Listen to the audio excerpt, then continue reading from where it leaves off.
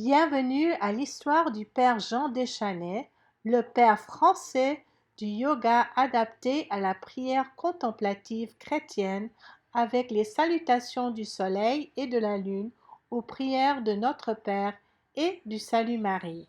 Il y a beaucoup de chrétiens qui ne sont pas conscients de la façon dont une pratique quotidienne de yoga peut également améliorer leur vie de prière. Pour être clair, le yoga n'est pas une religion en soi.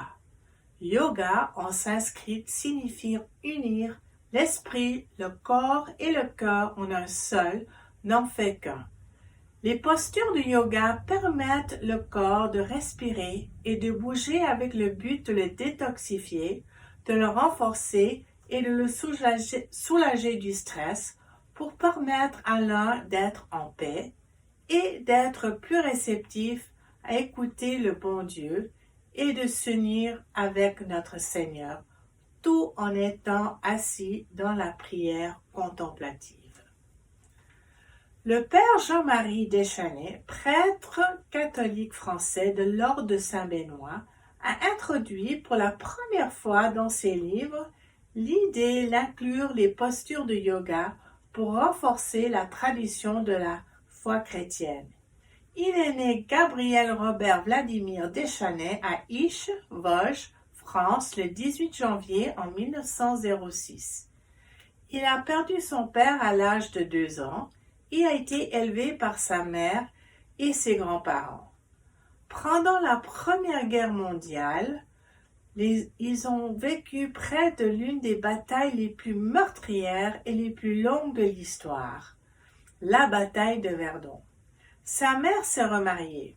Cependant, son beau-père était violent, peut-être à cause du trouble de stress post-traumatique à cause de la guerre. Alors, il a emménagé avec un de ses professeurs qui était prêtre. Parrainé par ce prêtre, il entra en 1924 dans l'abbaye Saint-André en tant que frère oblate. Comme il venait d'une famille pauvre, on lui avait donné des tâches banales à accomplir en tant que moine parce qu'il y avait un système de classes dans les monastères où les moines des familles les plus riches étaient traités avec différence, alors que les plus pauvres faisaient la plupart du dur labour. Tant en effectuant un travail acharné pour une communauté de 30 personnes, le père Deschanel a pu étudier et est devenu un expert internationalement reconnu sur Guillaume de Saint-Thierry, un monastique du XIIe siècle qui était une figure majeure de la réforme monastique. Il correspond aussi fréquemment avec Thomas Merton sur les difficultés d'interprétation des textes médiévaux. En raison de l'épilepsie, selon la loi de l'Église, le père Deschanel n'a pas été autorisé à devenir prêtre. Au fil des ans, quand il y avait des médicaments disponibles pour traiter l'épilepsie, il est considéré comme guéri providentiellement. Il est devenu prêtre en 1948 et dans sa quarantaine, s'est engagé dans une variété d'exercices pour maintenir sa santé. Il a découvert une revue sur Hatha Yoga et a incorporé ces postures dans son régime de santé tout en étudiant le yoga en profondeur.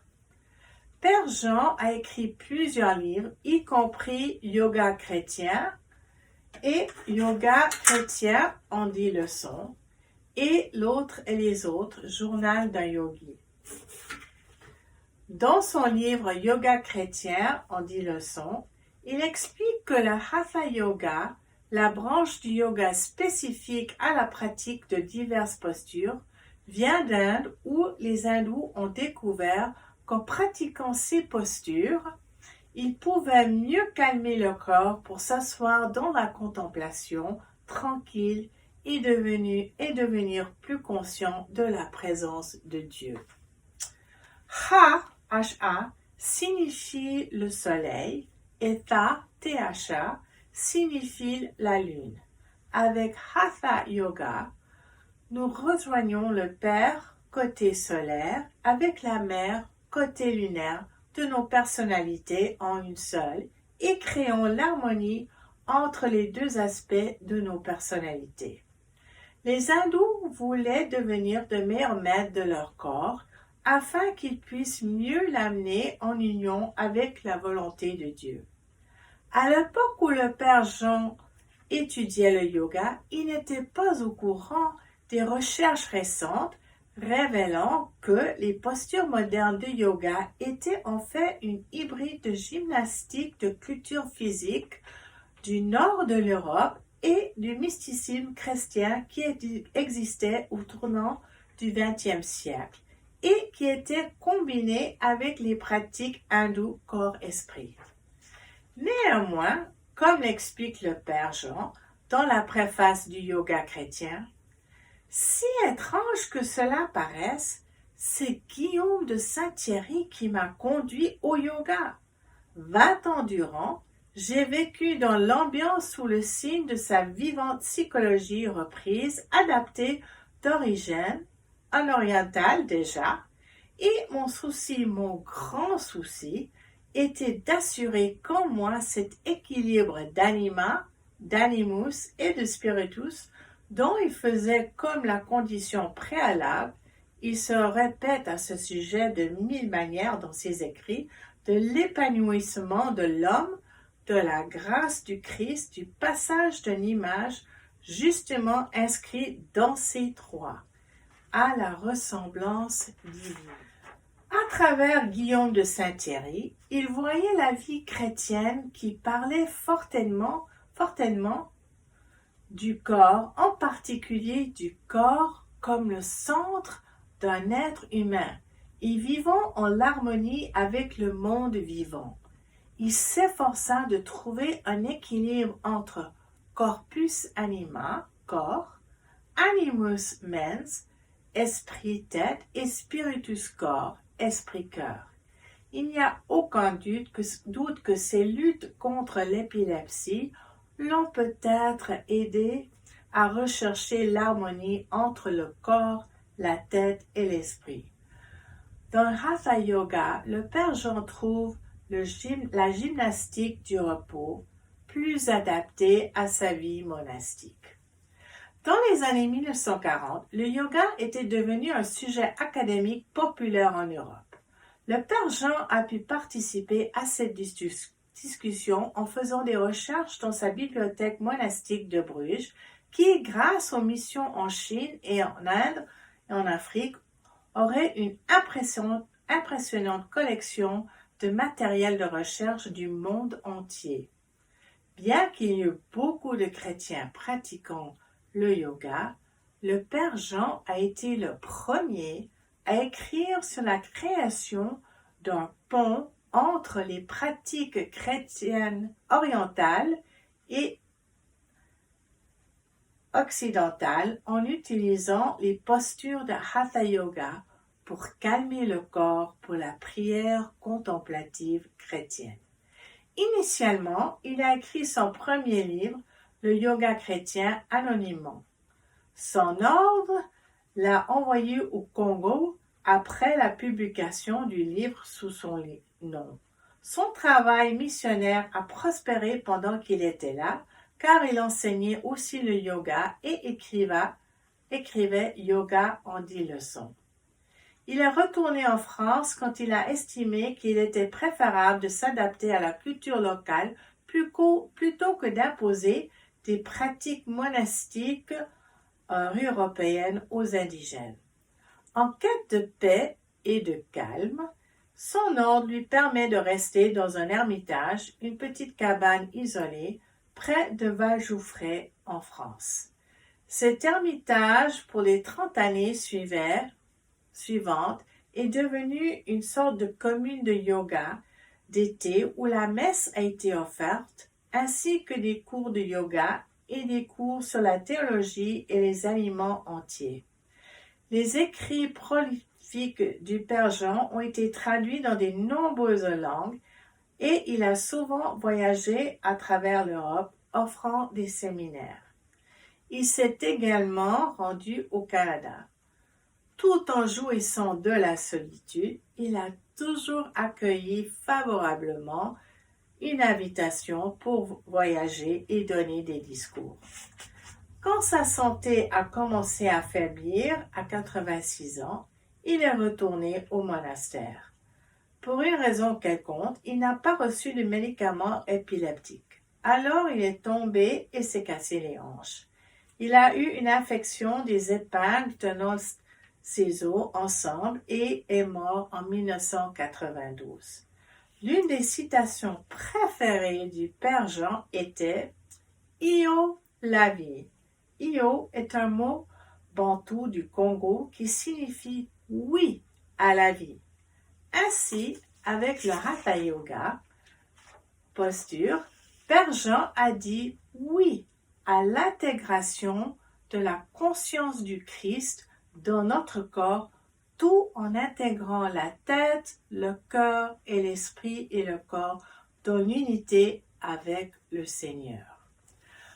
Comme les livres de Père Jean sont épuisés, Dana Moore compile son enseignement dans un livre qui est actuellement en production avec Paulus Press et qui devrait être publié prochainement.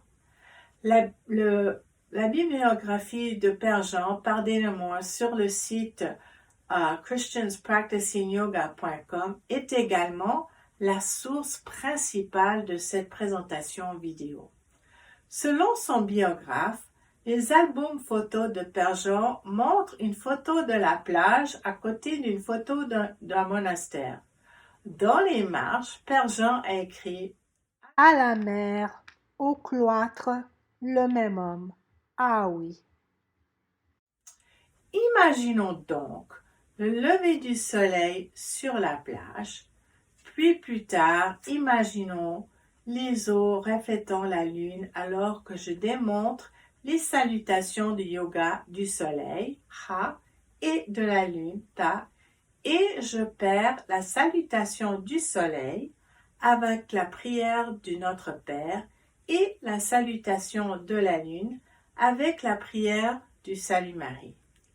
Après la démonstration du tapis des prières, je répéterai ensuite les salutations de prière en format chaise pour ceux qui sont plus à l'aise dans une chaise au début que debout sur le tapis.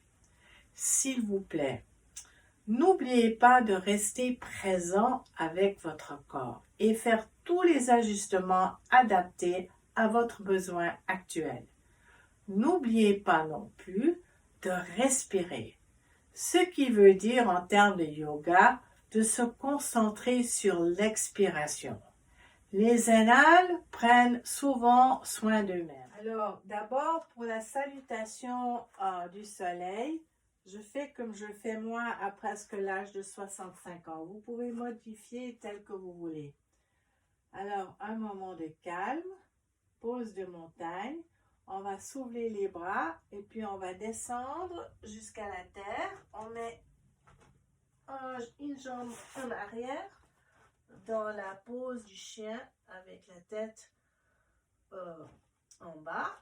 Et puis on se met en planche, on descend par terre, on fait le cobra, puis on revient dans la posture d'enfant ou de feuille.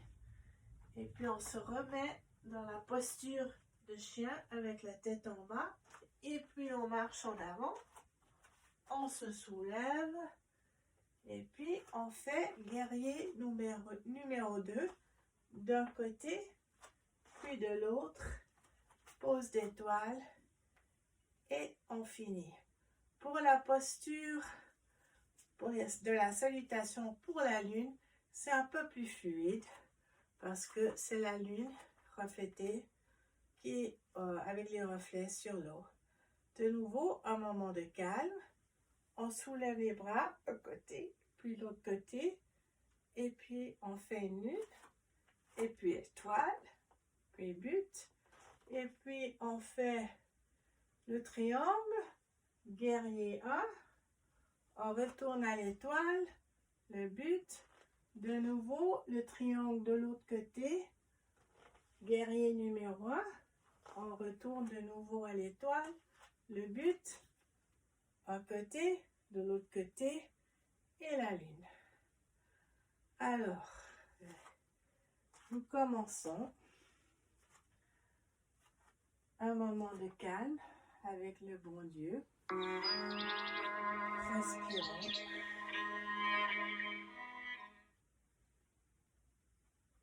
Notre Père qui es aux cieux, que ton nom soit sanctifié, que ton règne vienne, que ta volonté soit faite sur la terre comme au ciel. Donne-nous aujourd'hui notre pain de ce jour. Pardonne-nous nos offenses, comme nous pardonnons à ceux qui nous ont offensés. Et ne nous laisse pas entrer en tentation, mais délivre-nous du mal. Car c'est à toi qui appartiennent la puissance et le règne et la gloire. Amen. Je répète de l'autre côté. Notre Père qui es aux cieux, que ton nom soit sanctifié, que ton règne vienne, que ta volonté soit faite sur la terre comme au ciel. Donne-nous aujourd'hui notre pain de ce jour. Pardonne-nous nos offenses, comme nous pardonnons à ceux qui nous ont offensés. Et ne nous laisse pas entrer en tentation, mais délivre-nous du mal. Car c'est à toi qui appartiennent la puissance et le règne et la gloire. Amen. Et maintenant, la salutation à la lune. Je vous salue Marie, pleine de grâce. Le Seigneur est avec vous. Vous êtes bénie entre toutes les femmes, et Jésus, le fruit de vos entrailles, est béni.